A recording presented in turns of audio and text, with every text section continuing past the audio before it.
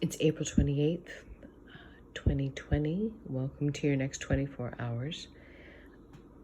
My name is Claire. I am going to try to keep this brief. I'm not sure.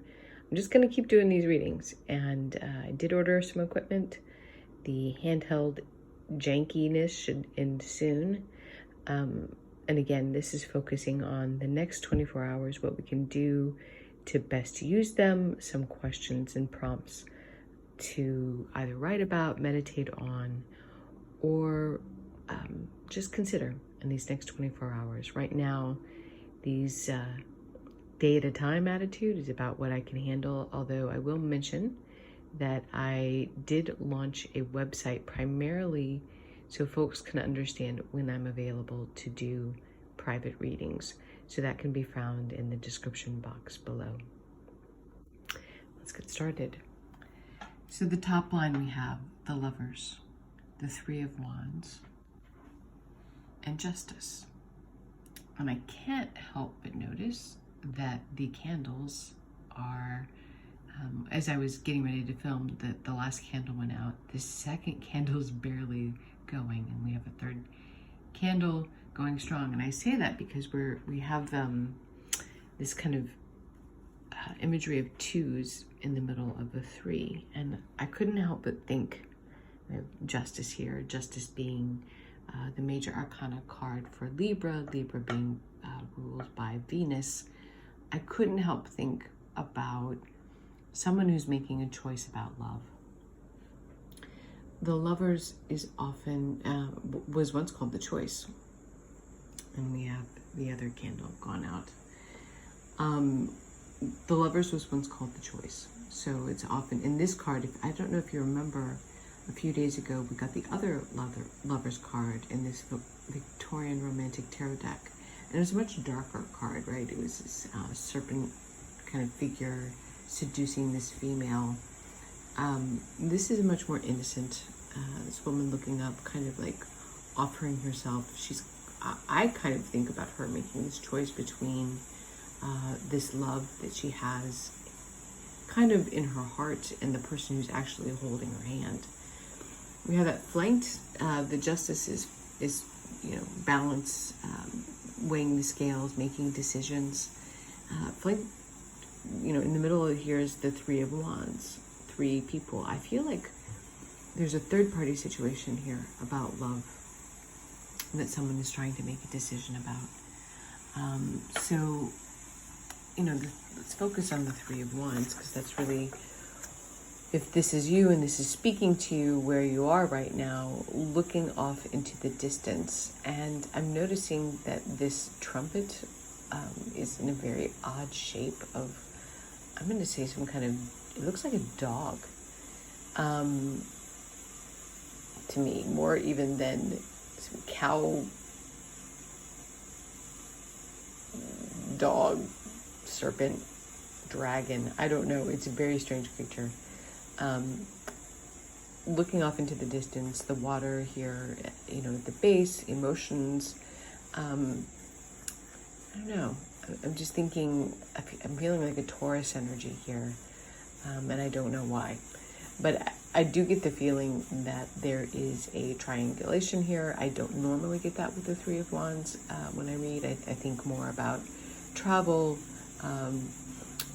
looking, prospecting, looking off into the distance. So maybe you are prospecting. Maybe, you recently started having conversations with a couple different folks, thinking about, do I want to keep it casual? Do I actually want to get into a relationship? I don't think your head's really in it.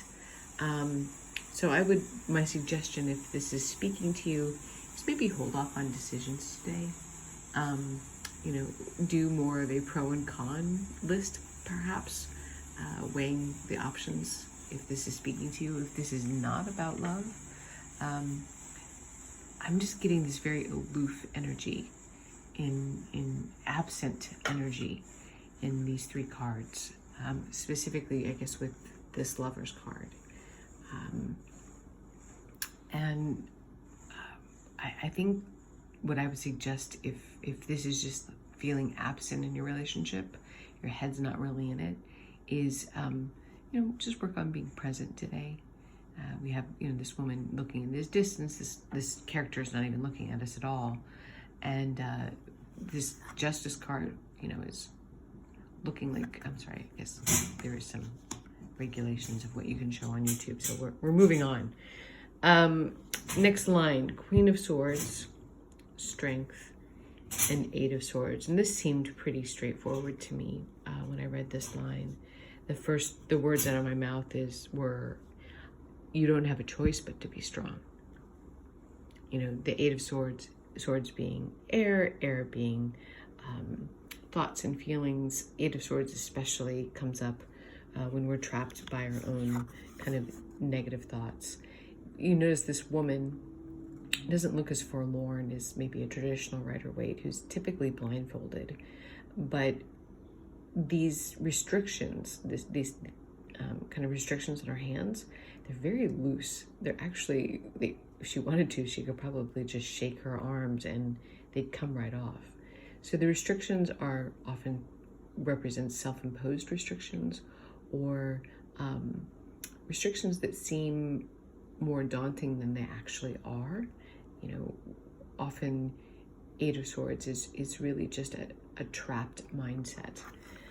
And I get the feeling that the trapped sense is about having to kind of be a butt kicker right now. You don't necessarily have a choice. Queen of Swords doesn't take any bull. She is the widow queen, is often referred to in the deck. But she's about truth. She kicking butt and taking names. And she's looking off in the distance and definitely knows how to protect herself. And then that's right next to the Strength card. Again, remember we talked about strength and, characters taming the most, ferocious of beasts, unlikely characters taming the most ferocious of beasts. And here we have this, not terribly strong looking, quite dressed up woman, taming this lion. So it's about our hidden abilities of strength coming out of the most unlikely of places. So I would ask on this next line, what do you feel you don't have a choice about that is requiring a certain amount of strength, is requiring maybe you to step into an aspect of yourself that you haven't necessarily explored fully, that is in charge, in control. It doesn't have to, again, Queen of Swords isn't necessarily gendered. This is just an energy of kind of kicking butt and taking names, not very independent spirit, very analytical. So what are you in your head about? And it seems like you're in your head about something that you're going to have to push through, that you're going to have to tap into an energy, a strength that either you're not comfortable with or is new to you. And last line is Hierophant. Again, we've seen this card recently. In this case, we have a teacher, an older teacher, teaching his younger students, imparting wisdom onto them. This can be about education. It can also be about institutions. Marriage comes up a lot for the Hierophant in terms of words that come to mind.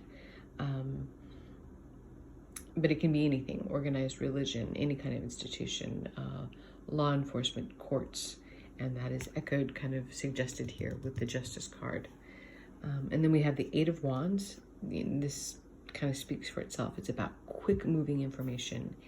Eights are about movement. Eight of Wands is about movement of information. Eight of Swords, she wants to move.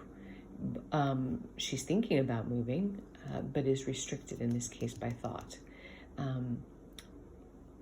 You see, Eight of Pentacles is about creation, working on tangible things, moving commerce, things like that. So we have kind of traditional thoughts and feelings about situations, quickly moving in a new direction or moving to the Ten of Cups, which no one's going to complain about that.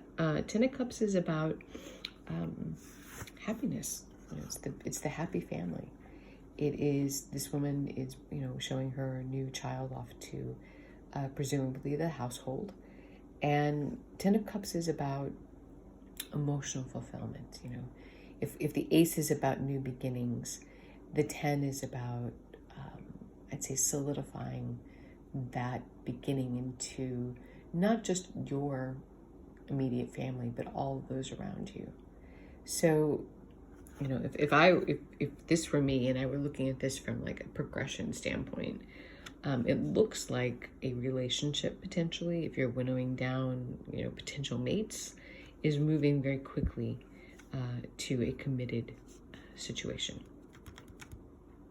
So if it's not about a relationship, and if that's not the case, what are you looking at differently in terms of institutions, thoughts, feelings that's creating that family space? I mean, it may just be that you are communicating differently, where you're learning to use new technology maybe to communicate with our families. It could be that simple. But in doing so, and this Mr. Mustache has shown up several days in a row now, Seven of Wands, this is about being defensive. And I think just the number of times this card has come up makes me just really wonder out loud, what are we learning about ourselves that is uncomfortable, that makes us feel like we're having to make excuses for who we are during this time? And how can we change that?